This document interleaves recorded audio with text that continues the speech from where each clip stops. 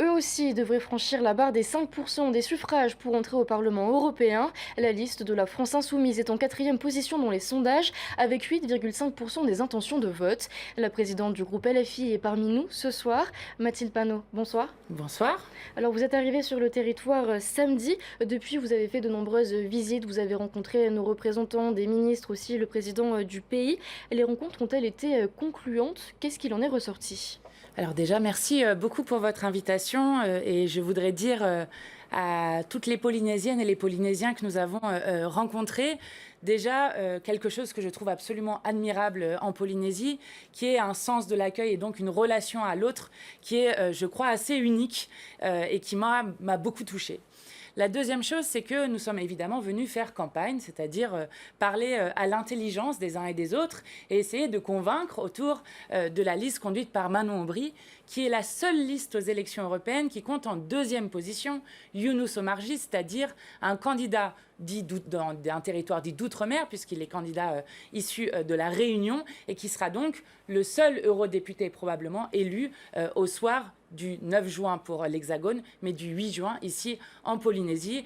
Et je crois qu'en plus de faire campagne, nous avons appris beaucoup de choses en Polynésie, notamment autour, par exemple, des enjeux de sécurité sociale intégrale à 100% sans mutuelle que nous avons, nous, dans notre programme pour l'Hexagone, et autour des enjeux qui concernent notre humanité commune, c'est-à-dire comment est-ce qu'on lutte et on s'adapte au dérèglement climatique, qui est l'enjeu numéro 1 du 21e siècle. Les rencontres étaient donc concluantes avec nos représentants. Alors, en tout cas, elles étaient importantes pour renforcer les liens. Nous avons beaucoup de liens à l'Assemblée nationale avec les 3 députés qui ont été élus du Tavini, et notamment Tematai Legayi, qui nous a accueillis ici de manière extrêmement chaleureuse. Et puis, ça a été aussi l'occasion de voir évidemment le président du pays, le président de l'Assemblée et le président du Tavini, avec qui nous sommes ravis d'avoir renforcé ces liens au moment où ils ont gagné le pays et les 3 députés pour l'Assemblée nationale. Vous l'avez dit, pendant ces quelques jours, vous étiez en campagne sur le territoire. Avez-vous trouvé des soutiens ici, en Polynésie ? Alors oui, alors on a rencontré des Polynésiens, y compris qui nous disaient de continuer le combat que nous menons pour la justice sociale, pour l'égale dignité des êtres humains, pour justement être à la hauteur des défis de notre siècle. Nous avons beaucoup parlé aussi relations internationales et nous sommes très inquiets de voir que l'Union européenne menée par Ursula von der Leyen mène l'Europe vers une politique complètement atlantiste, c'est-à-dire alignée sur les États-Unis, avec en France notamment une instrumentalisation, que ce soit de la Réunion, mais aussi de la Calédonie et de la Polynésie, sur un axe indo-pacifique qui ne nous convient pas, puisque c'est en quelque sorte un affrontement avec la Chine qui se prépare, et je crois que personne n'a envie de cela.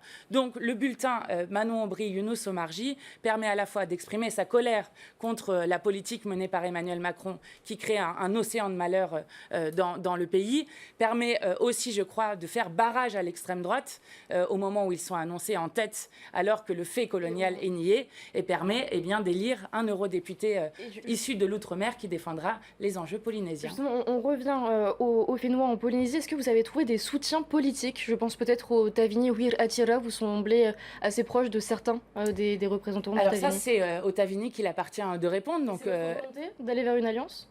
En tout cas, nous sommes heureux d'avoir renforcé nos liens et je vous le dis, nous respectons la démocratie. Nous avons bien vu qu'à la fois les 3 députés, l'Assemblée nationale et le pays sont présidés par une majorité indépendantiste et nous avons des liens notamment très étroits à l'Assemblée nationale et nous entendons bien continuer d'avoir des liens forts, notamment avec le Tavini et les autres élus des territoires dits d'outre-mer. Donc vous ne serez peut-être pas fermé à une alliance avec le Tavini, c'est ce qu'on en retient. Ah bah c'est le Tavini auquel appartient cette décision maintenant. Vous pensez que l'insularité n'est peut-être pas assez prise en compte dans la politique européenne? Oui, c'est une évidence. Et d'ailleurs, Younous Omarjee à la fois a été à l'initiative, puisque vous savez que vous avez ici un statut de pays d'outre-mer. Et donc, il y avait des fonds européens qui jusqu'alors étaient réservés à ceux qui avaient d'autres statuts pour les autres territoires d'outre-mer insulaires. Et que c'est Younous Omarjee qui a réussi à élargir ses financements, notamment ici, si on parle de la Polynésie, sur la question de l'assainissement sur lequel il y a des fonds européens, et sur d'autres sujets importants pour la vie quotidienne des Polynésiens. Et c'est Younous Omarjee aussi qui travaille à un forum mondial des îles, justement pour que l'insularité soit beaucoup plus prise en compte. Et je crois qu'on doit là aussi apprendre de la manière dont on peut construire des autonomies alimentaires, énergétiques, qui seront favorables, et bien, qui montreront des exemples à l'ensemble des pays du monde. Rapidement, concrètement, qu'est-ce que votre parti, la France Insoumise, propose comme mesure pour la Polynésie? Vous en avez en tête quelques-unes? Oui, bien sûr. Alors, pour à la fois, donc, je le disais, Younous Omarjee a élargi les financements pour aider, que ça soit, alors on l'a vu, au port de pêche, pour aider à développer, d'autant que la Polynésie a une manière de faire de la pêche non industrielle qui respecte les fonds marins et les écosystèmes qui est très intéressante. On l'a vu sur... les questions, je le disais, d'assainissement, c'est aussi ce qui a permis de développer, vous savez, un système qui est inédit, qui vient de la Polynésie, qui est ce système de climatisation en utilisant la fraîcheur des eaux marines.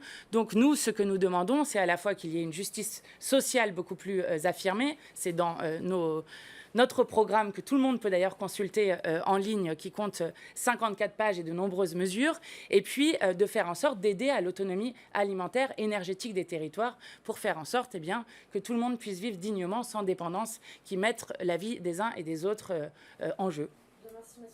Merci beaucoup. Au terme de votre temps de parole, je vous remercie d'avoir accepté notre invitation ce soir.